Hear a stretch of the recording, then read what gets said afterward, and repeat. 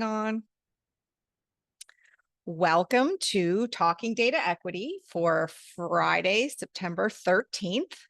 Very, very happy to have you all joining us live. My name is Heather Kraus, and I'm the founder of an organization called We All Count. And the purpose of We All Count is to help build tools and provide trainings to anybody who's working on a data project that has equity goals. So the purpose of We All Count is to try and help people who use data, people who make decisions based on data, to align the choices that are getting made in those data projects with the equity goals of the projects, so that the evidence that we're generating and the results that we're using are actually answering the questions we're trying to answer, rather than accidentally harming the very people that we're trying to make evidence with and for. And one of the things that We All Count does is that most Fridays we host Talking Data Equity. And if this is your first time at Talking Data Equity, I'm very, very happy that you've decided to join us today. We're going to have a great session today. And to all of those of you who join on the reg, it is great. I love seeing so many familiar names and knowing that none of us are doing this alone. So Talking Data Equity is an informal conversation that is open at no cost to anybody from any sector in any country who wants to kind of hear about the practice of trying to pay attention to the choices that we're making and how those choices are impacting our projects from an equity lens. And today, we have a very, very special guest speaker on a topic that we have received a lot of special requests to cover. So I'm very, very excited to let you know about our special guest, which I'll do in just a minute. I'm going to cover a little bit more of the logistics before we jump in. First of all, you'll notice that this is being recorded. This is being recorded so that it can be shared in our data equity community forum. I just put a link to that in the chat. So you can always go and watch past episodes of Talking Data Equity there. And we will put this recording along with links to all the resources that we're going to talk about. So you don't have to spend your time with us together trying to write down every link. We will put those links up in the forum. It's, again, free to access, and it'll all be there for you. Second piece of logistics I'm going to say is that I'm about to turn it over to our special guest. And while our special guest is talking and sharing slides and sharing stories and examples, we are going to ask that you keep your microphone turned off. And you can still have a conversation, make comments, ask questions. And we ask that you do that using the Zoom chat. And you can either use the chat function with the drop-down menu set to everyone, in which case everybody who's here will see your conversation, which is fantastic. Or if you want to ask a question or make a comment privately, you can direct message me. I'm Heather Kraus, and I'll do my best to amplify as many of those questions as possible, but I'm not going to attach your name to it. So you feel comfortable doing whatever's going to work for you. And then at the end, if we have time, that's we're going to give you all an opportunity to turn your mics on and ask questions. All right. So enough about the logistics. I think we have a good solid setup and everybody is ready to go. Let me introduce to you our special guest. Our special guest is Dr. Tiffany Kindratt. And Dr. Kindratt is an epidemiologist and professor of public health at the University of Texas in Arlington. And her research focuses on evaluating factors across the life course that influence individuals' health-related behaviors, morbidity, and mortality. And her work currently focuses on exploring these factors among Middle Eastern and North African populations. Sometimes you might hear that called the MENA group of people, who were until very recently considered white by the US government, despite evidence showing their health and lived experiences are different. And we're going to talk a lot about that today. Dr. Kindratt has published over 70 manuscripts in all kinds of different scientific journals and has a really interesting textbook if you're looking for that kind of support called Big Data for Epidemiology. And we'll put a link to that again in our Data Equity Forum. And you'll also find her work highlighted all the time in different media outlets, local, national, international, and of course, the New York Times. So let me stop talking and give as much time as possible to Dr. Kindratt. Thank you so much for coming. I will turn it over to you now. Great. Thank you so much. And thank you so much, everyone, for being here today. I'm really excited to be able to talk about this and talk about, how this new checkbox will influence things for racial and ethnic groups in our country. So here's just an outline. So I'll give you just a little bit of a background and overview of my research goals. Then I'll talk about how I became interested in uncovering the health of MENA Americans.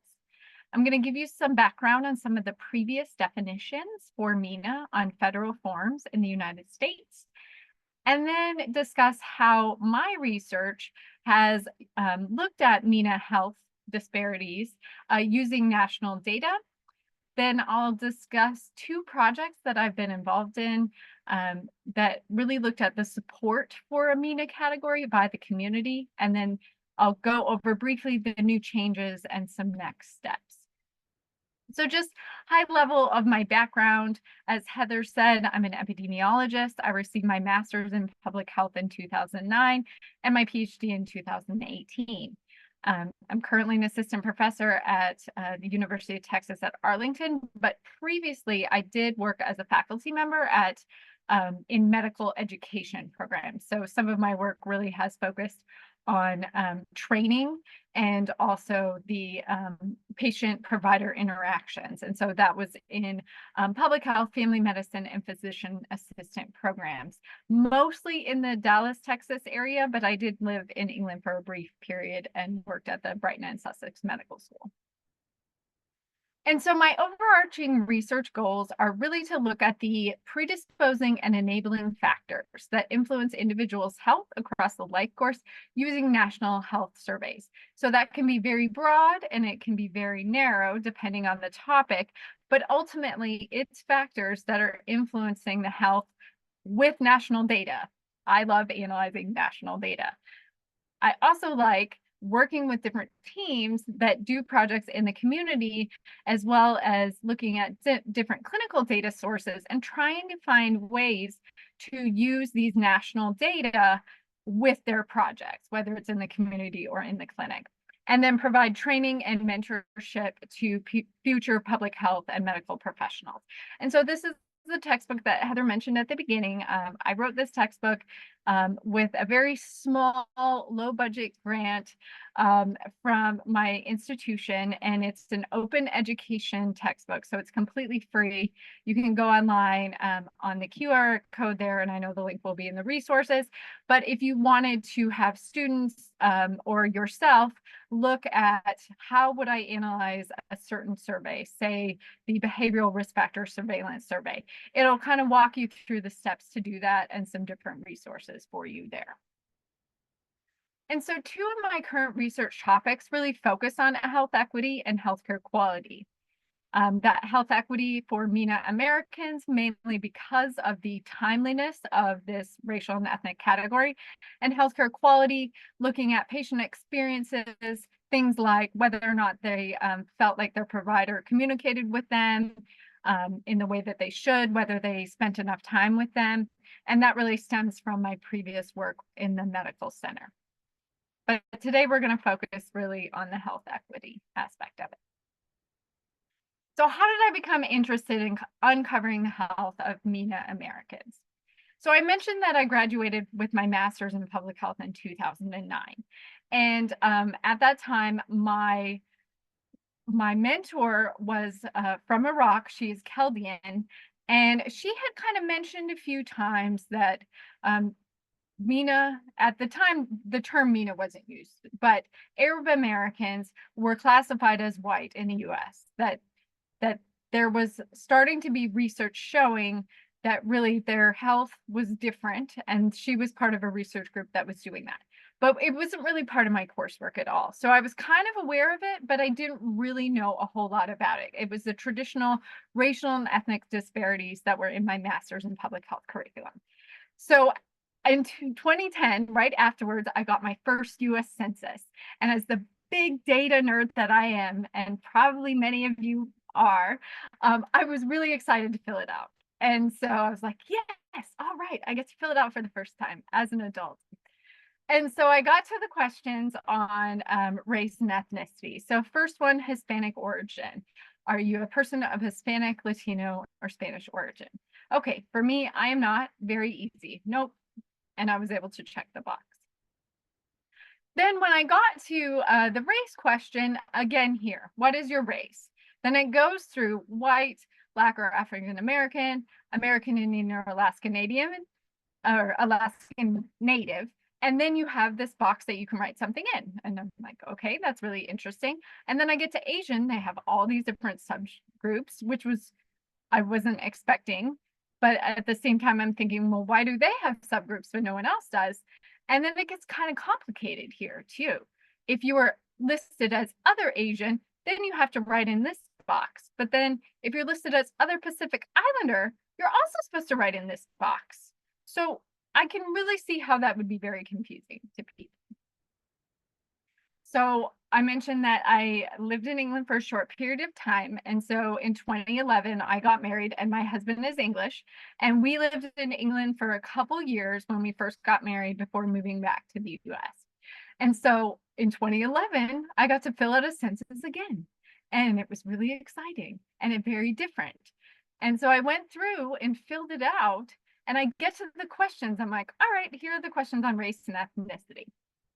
Oh, wait, there isn't one. It's national identity.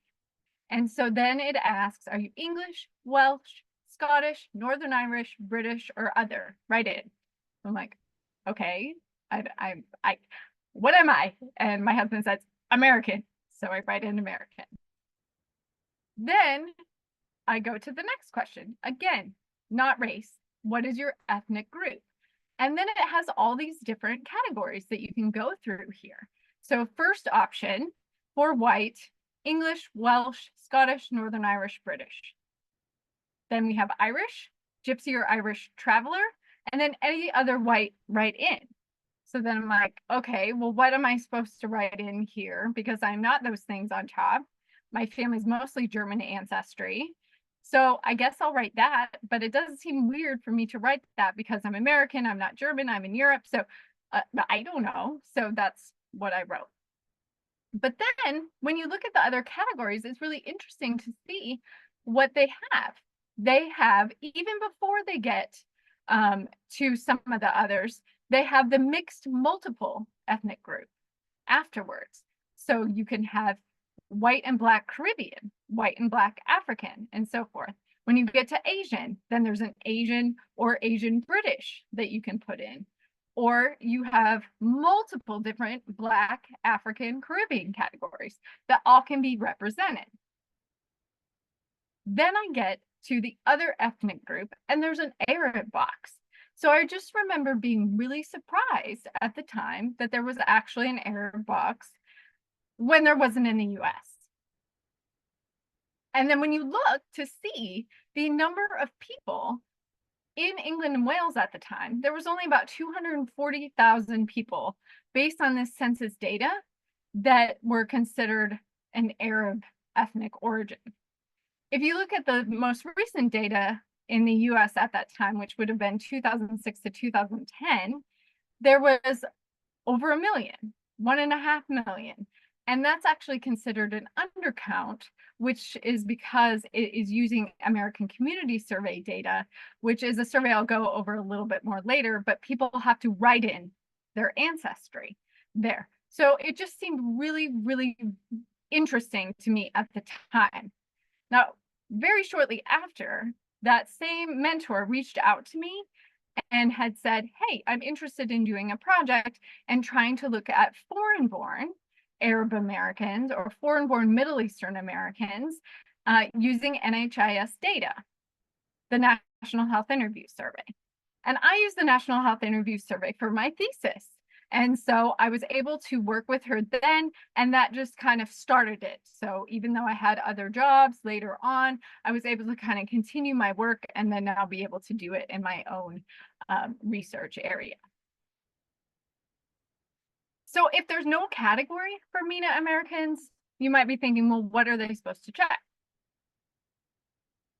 And so Statistical Policy Directives, some of you may be familiar with this, was developed in 1977 by the Office of Management and Budget. And it's really used to provide guidance on the collection of race and ethnicity.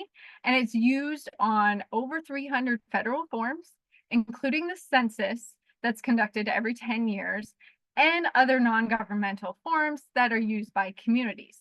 They use this information to allocate billions of dollars of funding, and they review it periodically for demographic changes. In 1997, race and ethnicity was included these two questions, kind of like the census I showed you before. So for race, it had American Indian or Alaska Native, Asian or Pacific Islander, Black, white, which when you look at the specific definition of that, this is where the Middle Eastern and North African group lies in. A person having origins of any of the original peoples of Europe, North Africa, or the Middle East. Then you could also include some other race there. For ethnicity, they had Hispanic origin or not Hispanic origin. There was actually a period of time in 1994 where they wanted to look to see if there should be a checkbox for this population. At the time, there was really a lot of focus on whether this checkbox should be geographically oriented or ethnically oriented. And I will say that even today, there are still different definitions of what MENA will be based on what people think. I don't think that there is full agreement on whether it should be an ethnic category or a geographic category. But the two options were basically, if we have it a geographic category, we could call it Middle Eastern.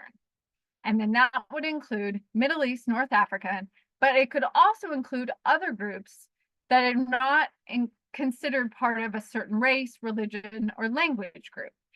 And they even at the time suggested including Pakistani and Asian Indians in that term. Then they also proposed the Arab American group, and this was based on a linguistic and cultural approach. And so this was really only those that were considered part of the 22 countries that comprised the Arab League of Nations. So that did not pass. So it was decided in 1994 that it should not be added. But then in 1997, that's when they came out with the new guidelines. So we went 20 years, 1977 to 1997. And although it didn't pass, there were a few other changes that were made. So in the Black category, they added or African American. They added a separate group for Native Hawaiian or other Pacific Islander, which was previously included with the Asian group. The white group stayed the same. For Hispanic, the Hispanic or Latino origin was now listed. So they had added the Latino origin in there. And so that has been the ruling until very, very recently. And so since 1997, we're going almost 30 years now, so much longer than that 20-year period from the previous change. And so a lot of my work really has been part of trying to give them a checkbox. And so, some of the reasons why they should have a separate checkbox is the population growth and influx of refugees. Resources are very limited for not only grant funding, but community programs and schools, since they're not considered a minoritized population. The research that me and many others have done have shown the health and lived experiences of this population differ from white Americans of European ancestry. Then there's also been more of a push in recent years to look at the health equity aspects of it. So if this population is considered white and their health is actually worse than the health outcomes of white Americans, then when you compare, say, Black, Hispanic, or Asian Americans to white, that disparity is not actually a true disparity because you're including other unhealthy groups in that standard group. So that would be that approach. And then finally, many MENA Americans support the separate checkbox rather than being identified as part of the white race group. So it's not that that checkbox is perfect, but at least it's something. It's some sort of identifier. And so I'll go over my work and the projects I've been involved in related to this bit for those following 3 reasons. So if they don't have an identifier on a national level, right now you might be thinking, okay, well, how in the world can you look at their data? And there really are only 2 national data sources that you can use to create a MENA identifier. The first one is the National Health Interview Survey, and the other one is the American Community Survey. They both have their own benefits. The National Health Interview Survey is a very large annual survey that is done across households in the US, and it has a lot of health topics. It has a lot of health information that's collected every year, and some health information that's only collected every like 5 years. The American Community Survey is a much bigger survey that's sent to people across the US, and it's actually a requirement for people to fill it out if they receive it, but it doesn't really ask a lot about health. It really only asks about disability. And so using the National Health Survey, we've been able to use the National Health Survey data from 2000 to 2018 to create a MENA category in a few different ways. Now, you may be thinking, 2018, that's kind of old. Yeah, they dropped it. They dropped their variable for country of birth in 2019. So we can create a MENA variable by using race, using ethnicity, and either using restricted data for country of birth or using publicly available data for region of birth.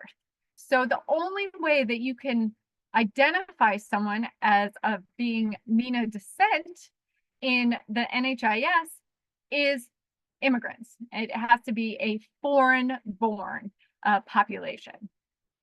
And so the studies that I've been involved in have done this using 3 different ways. So the first studies, the original studies that I did in say 2018, and some of them have been done by others as well, looked at race. So we created a MENA variable by including individuals who reported white, reported not Hispanic or Latino, and then reported being born in the Middle East. So the continent, the categories that the NHIS provided through their publicly available files. Then we also did it as a restricted way. So we used it to where we used white, we used not Hispanic or Latino, and then we looked at the countries in the Arab League of Nations in that region. And then we were able to create the an Arab American category at that point.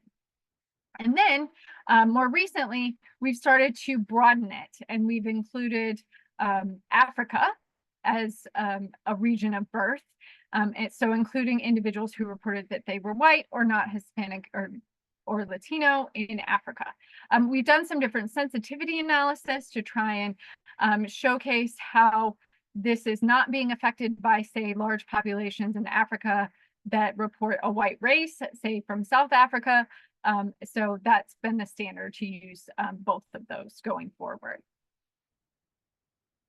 Now, the NHIS data, one thing that's really good about it is that it also can be linked to the Medical Expenditure Panel survey. And so the Medical Expenditure Panel survey really gets us able to use other variables such not only expenses, but you can look at medical condition codes. So you can look at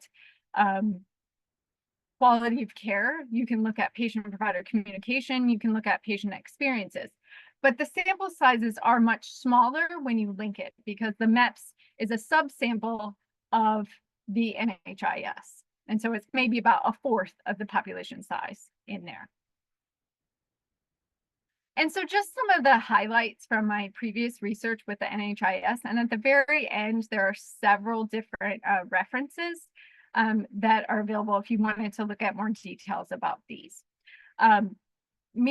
Foreign-born MENA Americans are more likely than both US-born white or foreign-born white to have low birth rate, to smoke cigarettes among men, report serious psychological distress, have cognitive limitations, have undiagnosed Alzheimer's disease or related dementia, and other health conditions like peptic ulcers and diabetes with other comorbidities. MENA Americans are less likely than US-born white and foreign-born white Americans to report cigarette smoking among women, adhere to several different health behaviors. So things like flu vaccine, they're less likely to receive pneumonia vaccine, less likely to receive pap testing among women, less likely to receive annual well woman visits, less likely to use health information technology. So to actually look up health information online, to actually communicate with their healthcare provider using health information technology, things like that. And less likely to report certain health conditions. So things like any cancers, heart disease, and asthma. So that's really what we did using NHIS data. Moving on to the American Community Survey data. The American Community Survey has Ancestry in it. And through that, you can also create a US-born MENA identifier. So you can look at MENA as a whole, and then also look at, okay, well, maybe we can stratify by US-born and foreign-born, since there is a high proportion of MENA Americans that are immigrants. And so here they have the public use available for race, ethnicity, very similar to the NHIS. Then they have country of birth. And because the ACS is a much larger sample than the NHIS, NHIS is around 100,000 participants per year, and the ACS is over 1 million. They will actually let you have publicly available many of the countries of birth in the MENA category. And then they allow for ancestry. They allow for a first or a second ancestry. And then you can combine those together. And so we've done those a couple different ways. So we've combined race, ethnicity, and then country of birth. So comparing the US MENA Americans to anyone born in any Arab countries. And then also created an identifier among those who reported an Arab ancestry, which would be the 22 countries that are part of that League of Nations. And then more recently, we've broadened it to become more inclusive of that region to compare US and then all countries within the Middle Eastern, North African region, and the ancestries within that region as well. And so some highlights from that research. So if you looked at MENA Americans alone, compared to white, Black, Hispanic, Asian, American Indian, Alaskan Natives, the cognitive difficulties that we found among that group were actually higher than all of those different groups. And so that is putting them together. Now, when you separate them out by nativity status, which would be whether they were US born or foreign born, then the comparisons definitely differ among them. And so with the ACS, because it allows for that US born group, we can take it to a further level and look at health equity. And so within the ACS, a recent project that I did, we looked at cognitive difficulties among adults ages 45 and older, and we compared all of the different racial and ethnic groups to non-Hispanic whites.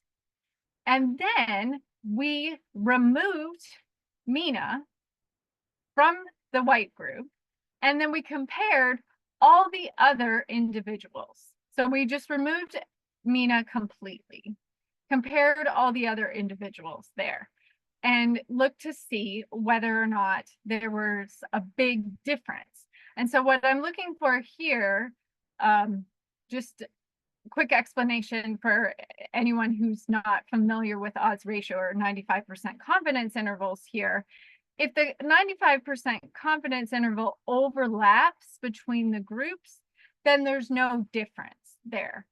And so we're looking to see if they didn't overlap, then there would be a big difference between having a MENA category. And so I picked out the non-Hispanic Black group here. So when we had the odds ratio of having a cognitive difficulty among US born Black older adults compared to white was 1.24 with an odds, with a confidence interval of 1.22 to 1.26. When we removed MENA, it only moved to 1.23. So it didn't really make a difference. Now, this is a very large sample size. So if it was a very small community-based sample, it may be different, but it's just one of the first steps at actually looking at what it would mean for health equity for other racial and ethnic groups, because once there is a MENA category, comparing Black to white, Hispanic to white, Asian to white, and so forth, may bring up differences and may bring higher disparities. So if it comes out later on, then we have to always keep in mind that that disparity that's being reported as higher, maybe because there's no one from the MENA descent in that grouping. And so I've been involved in two different projects, really trying to decide, you know, whether the MENA community actually supports having a separate checkbox. Some people want it, some people don't. But ultimately, you know, we need to know whether or not this is going to be accepted, because no one's going to check it if it's not accepted by the community. And so the first one is related to my own research, and the second one is a media project. And so in June of 2022, that is when the Office of Management and Budget came out and said, just like they did in 1994, and they did it once in about 2014, maybe 2015, and it didn't go anywhere. But they came out and said they wanted to make changes to how race and ethnicity is categorized in the US based on the changes of our nation's demographics. That fall, they had some listening sessions to listen to some different concerns from people and their wants and needs for how we should change these.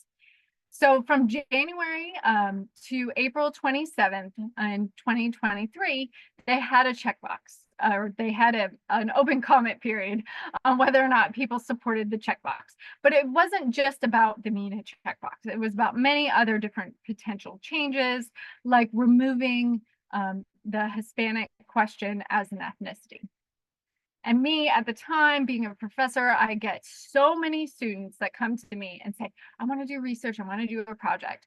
And I was really just interested in what the comments said. And so I said, okay, well, this is what you can do for me. You can start an Excel spreadsheet and we can start just copying and pasting the comments. Well, I didn't realize that there would be over 20,000. So yeah, so we did not do all of them. We were not able to do all of them. That's what the census can do. But we were able to review 6,700 of the comments to determine, number one, did they even mention MENA? Or were they talking about the other changes? Were they talking about the Hispanic change or adding different subgroups for the Black population? And so we looked first to see if they mentioned MENA, and then we looked to see if they mentioned support for health-related reasons. And so among those 6,700 comments, 73.88% commented on a MENA checkbox. So they just mentioned Middle Eastern, North African, the checkbox itself, anything related to it. Could have been related to a specific country, but we looked for those. And so many of them did. And then among those, almost 100% mentioned accepting adding a MENA checkbox. So there were often comments of which countries they thought should be part of the descriptors. But overall, many people mentioned a majority, almost all of them, wanted to have a MENA checkbox because it was better than nothing. Then among those, only 29.09% mentioned adding it for health reasons. So as a health researcher, I was kind of bummed, but that's not the most important thing to them. Their reasons that they listed were things like language services. The number of people in the US who report speaking Arabic over the past several years has dramatically increased. Things like other social determinants of health, funding for schools and for higher education. Those were all of the different ones that were listed. And so the paper that's at the end, you can look at that if you want more information about it. I included just a couple of the selected comments here. There's some more in the paper as well, but one person said, I write in support of the inclusion of the new Middle Eastern and North African category as a checkbox on the US Census, and insisted include a subcategory checkbox on Armenians. So there's been some differences here on whether or not Armenian should be included in the category, but again, something is better than nothing. The other one here, good day. I believe Iranians, Americans need to not be part of the white category. Iranians should have their own or a separate Middle East category. Thank you. So again, there is this, should Arab countries and not Arab countries be together? There's definitely some concerns on that, but it's a starting point. At least there's something that will be available when the checkbox is there. So then the next project that I was involved in, I was contacted by someone from the New York Times, and they were doing a survey, and they were doing their own study, not research, but they were doing their own survey to ask people of MENA descent, would you check a MENA checkbox if it was there? And so the responses were, if there was not a MENA category, almost half of them report checking another race, and 32% report checking white. And then we have some other variations down here. But when given the option to have a MENA category, 69% reported MENA, and 15% reported MENA and white, and then we have some other variations there as well. And so I have some quotes here as well from that study, and there's more in the article. The first one here, I can say I'm American, I'm Arab, I'm Syrian, I'm a Muslim, I'm a West Virginian. So these labels are not so simple for us to just say. All you people get in this bucket. But if MENA is what works best for now, I'll take whatever starts to see us or count us. So there's that reflection of it's better than something. Then this one over here, we're forced to choose between checking white or acknowledging our identity as Arab/Middle Eastern, but we can be both. And so this is really saying, there should be an option to have MENA, but there should also be an option to say, I'm also white. This is how I identify. And so you can read some of the other comments on your own later. And so all of that is leading up to March, I believe it's the 29th, it may be the 24th. I think it was the 29th. March 29th, when MENA was granted their own category. I was so surprised. I think I am still surprised. But yeah, they will be added as part of the minimal reporting categories in the US. This is the first time that there has been a major change since at least before the 70s, probably even way before then. Some of the other changes that were made, which due to time, I don't have a lot of deep time to go into, is that the race and ethnicity has been combined. So Hispanic now is part of one long question. And then there are definitely different detailed races for each of the different groups. So within, say, the white category, I report my family's German, so I can check white, and then I would check German, or I could write that in. And so there's all these different options here. if you're not familiar with the deadlines for that, the March 2024, they came out and said that there is 18 months before people have to come up with a plan of when the changes are going to be made and how they're going to make those changes. So the plan for the changes is September of 2025. And all of the changes need to be made, and MENA has to be started as part of the data collection in March 2029. So again, I'm like, okay, well, now what do I do? Because now I have this at least 5-year period of doing research, but there's going to be a category, but I know I'm going to get all this resistance from people of, you know, why don't you wait until you have the actual data? And so there are some other things that we'll be working on as next steps here. I'll just go over briefly. So until those data are available, I will have to continue to find ways to expand existing research using new data languages and other data sources. I've started to explore using the Mortality Disparities in American Communities project, which is a linkage of the American Community Survey and the National Death Index. And because we can at least use that ancestry variable right now, we can actually start to look at mortality because there are no national mortality data among the MENA population. Another one is the All of Us research program, and the All of Us data source includes a self-identification for Middle Eastern and North African. It's really one of the first studies on a national scale, but it's not nationally representative. So it's a self-selection, it's convenient samples. I would hope that the self-reported data will be collected by 2029. I've had some conversations with different people. I spoke with someone at a conference from the Medical Expenditure Panel Survey team, and they hope to have it sooner. But one thing that I was advised of is that if the numbers are small, they will have to be restricted until they become large enough to be released. And then once those data are available, we can start to use some of the other data sources that MENA has not been able to be used before. The Behavioral Risk Factor Surveillance System is a very large national survey that's done over the telephone, but MENA hasn't been on it. I think there's some states that have added a question, but the national data, it hasn't been available. Same thing with the National Health and Nutrition Examination Survey, which actually has objective data, and they can actually take blood samples and do a lot of different testing. All of that has not been able to be done among this population in the past, and I hope and look forward to see that data in the future. Okay, so these are some acknowledgements of just some funding sources for the different projects that I've mentioned. A lot of my work that has been restricted has been done through the Dallas-Fort Worth Federal Statistical Research Data Center.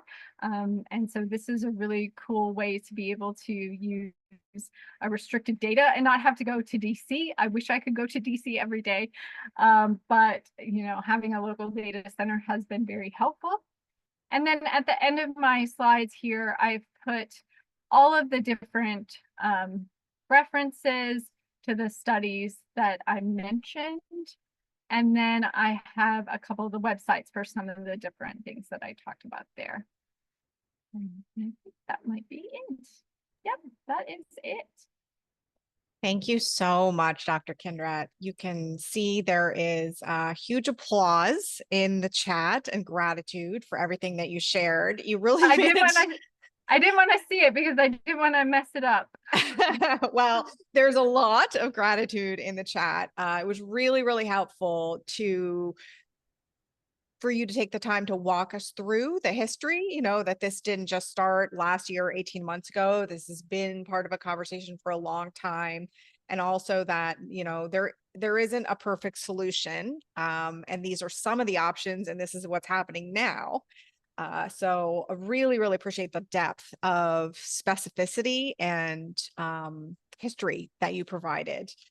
So thank you for all of your work. I know that you are really one of the people who are thinking a lot about this in terms of how to deal with this data.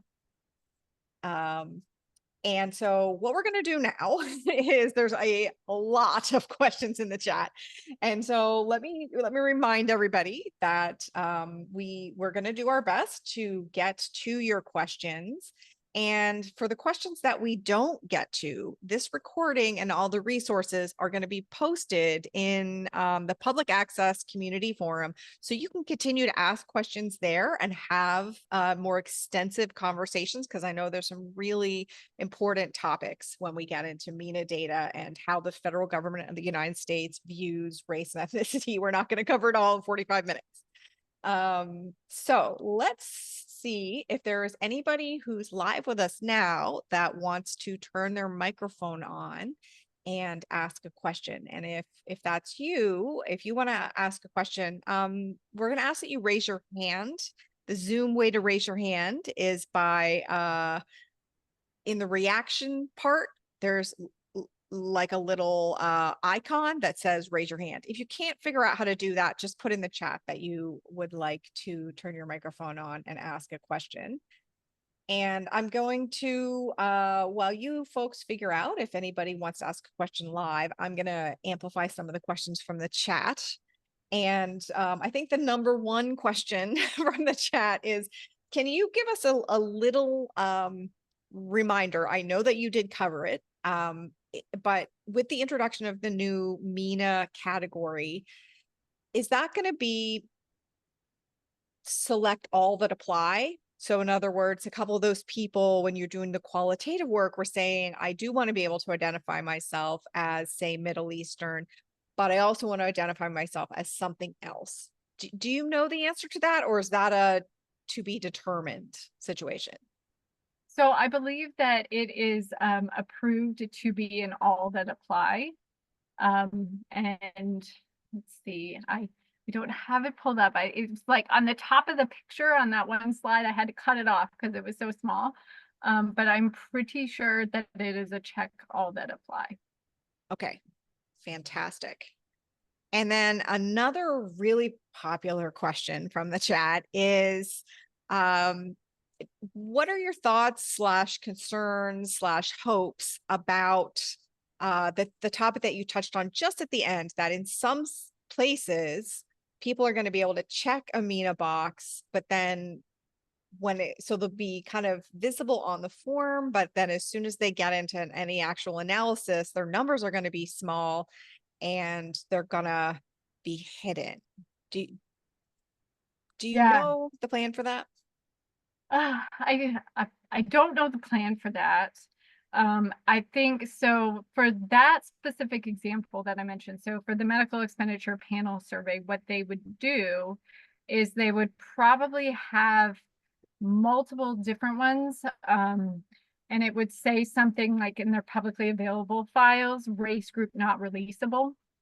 And then they would you would have to go through a restricted data process and then be able to get it in that way. So Right. it's not that it wouldn't be available. And then what it would do is be, let's say, if it was only a certain number, they would maybe make you wait a few years. So a lot of our work using NHIS, like we had almost 20 years that we would combine together. And so I don't think it would take 20 years to get a big enough sample size, but like with the ACS, they usually do 5-year estimates. So they may not make it available for the 1-year estimates, but it would be available for the 5-year estimates. Right. Yeah. Okay. That's really helpful. I hope that answers some of the many questions. Similar question is, do you have any thoughts about the fact that the denominators are not going to match anymore? When comparing data sources over time, like for epidemiologists that are going to try and, who are doing surveillance about some of the very important health outcomes that you've outlined, they're not going to know who to take out of the denominators previously in order to get anything comparable. Yes, so that's been my biggest question. There has been some work by the Census Bureau to start to create some crosswalks to sort of, if you have because they have the ancestry data, they're able to look back and make those comparisons to see like, okay, well, there was this many based on ancestry data this year. And then now this year we have this many based on this category. And so I think that they will probably come up with certain crosswalks to do it.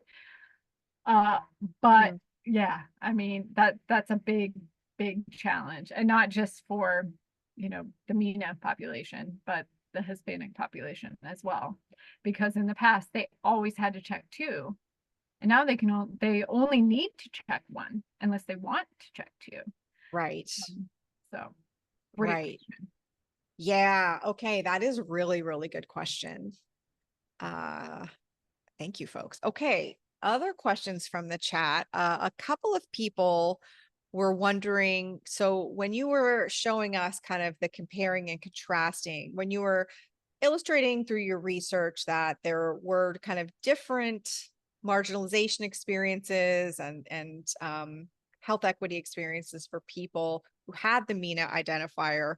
And in some of those charts, you were comparing like the constructed MENA groups to everybody else. And in some of the charts, you were comparing the constructed MENA groups to, I think it was white in the American data. Was there a reason that you were comparing them to the white group? Was there an idea that MENA is a race or an ethnicity, or what was the kind of research purpose for constructing those groups that way? Yeah, so the rationale for that is specifically because of the definition from the Office of Management and Budget, because white was considered anyone with origins from European or Middle Eastern and North African. So that I was see. really meant to say, hey, they're not the same. And so comparing to foreign-born European and then US born. Got it. And so, in other words, if I understand correctly, that white group, like quotations white from the federal government, was the group that people who now identify as MENA were kind of officially being counted in. And so you were trying to say, this group of people is being counted in this group, but their experiences and preferences are oftentimes different along the vectors that we care about. Okay. That's a very, very important point that I hope answers a lot of the questions in the chat, because there was a number of questions about that. And that is much clearer. I really appreciate you taking the time. Okay, so we only have about 30 seconds left, so I think we'll probably leave it here. And if we haven't gotten to your question, again, I really encourage you to go and put it into the chat in the forum. There are lots and lots of people who have different lived experiences, different data analysis experiences, different methodological experiences, who can all contribute with their ideas, their preferences, their resources. And that'll all be in the forum. So the link to the recording and all of the materials will be in the forum. It takes us a couple hours, but it will be there. And again, I really appreciate it, Tiffany, that you made time to come and talk with us, and that in addition to just talking to us, you're doing this really, really important work. You have some of the clearest, most accessible work that I've been able to find that we can share with people who aren't necessarily like highly technical, but really do need to understand what's going on. So I really appreciate it. And then for all of you, this has been a fantastic conversation in the chat. We've learned some new terms. We've learned about the impact, the lived experience of being sorted into different buckets, and the pros and cons of having buckets of people at all. So as always, this community and the group that shows up for Talking Data Equity is brilliant, and a real privilege to be able to hang out with you each Friday. So we will be back next Friday, same Zoom link, same time. And I hope you all have a very good week and take really good care of yourselves and each other. And Dr. Kindratt, thank you again for joining us. Thank you so much. I'm putting it on my calendar for next week now. So awesome. I look forward to attending again in the future live, or I'll watch it later. Thank you so much. Thanks for coming. Okay. Bye, everybody.